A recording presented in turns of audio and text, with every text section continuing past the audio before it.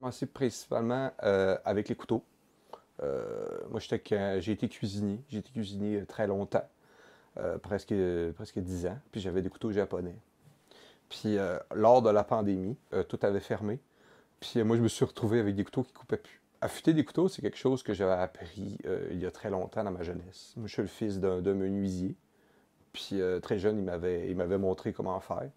Puis c'est pas compliqué, je me suis acheté une pièce sur Internet. Puis de fil en aiguille, j'ai recommencé, j'ai fait mes couteaux. De jour, je suis cytotechnicien au CHU de Québec. Je ne sais pas si c'est un trait de personnalité, mais je suis attiré par les jobs que personne ne connaît. C'est quelque chose qui est très rare. On est peut-être 300 au Québec, cytotechniciens.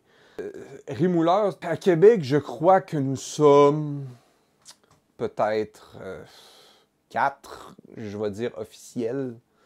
Là-dessus, je crois être le plus jeune de beaucoup. C'est drôle parce que rémouleur, exemple, c'est un trait qui est européen, un rémouleur.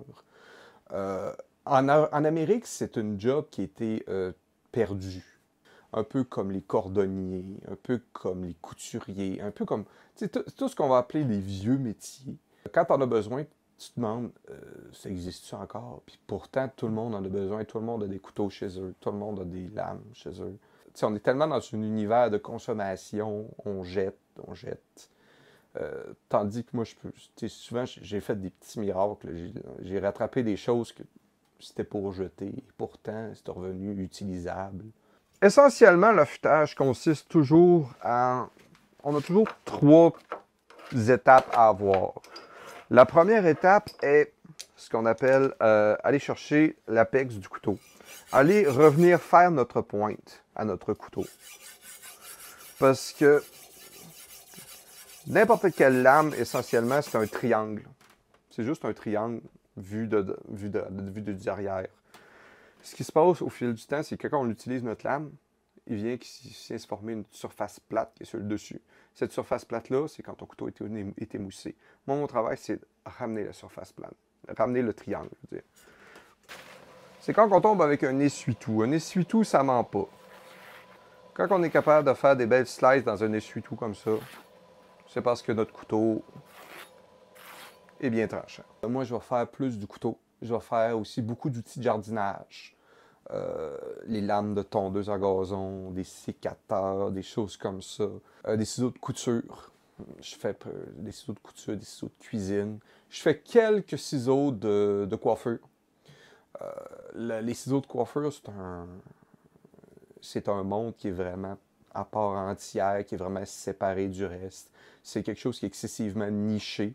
Ça, c'est drôle parce que ça a commencé, c'est Marion au Oui Oui Café, à Limoilou. C'est elle qui est venue me chercher la première.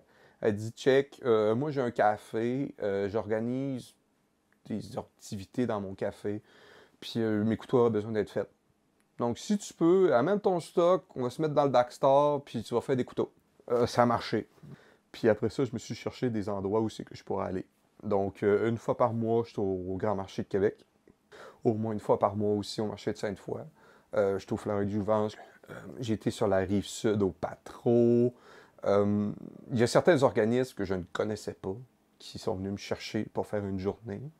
Exemple, la guilde des brodeuses. Tu sais, je me suis vraiment promené dans la ville de Québec là, en faisant ça.